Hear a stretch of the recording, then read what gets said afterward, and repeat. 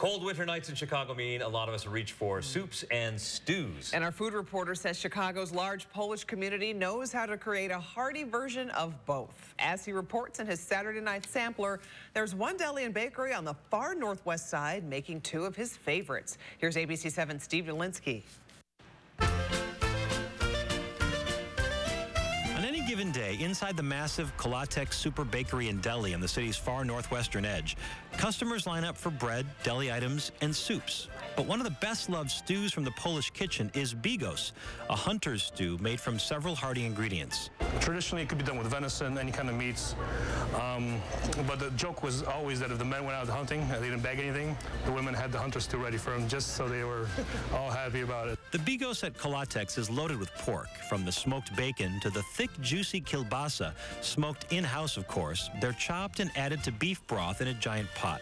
Flavorings like Polish curry powder, red wine, and tomato paste give the stew some body. And there really is no measuring of any kind.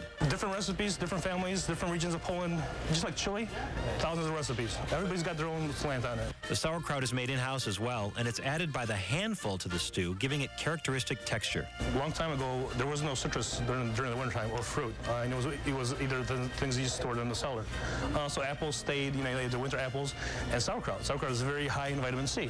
So that's why it became a winter thing. Another favorite of the winter is borscht. They make both white and red, the latter with a ton of beets.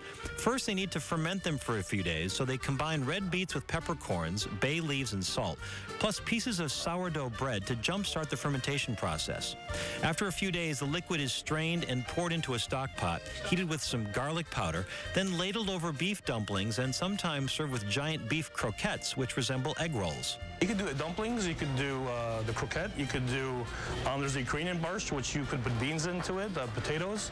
Now, a few things go better with homemade soups and stews than homemade bread. And Kolatek makes about 40 different types of bread here, from hearty rye and dark sourdoughs, lots of different ways to soak up all those flavorful juices.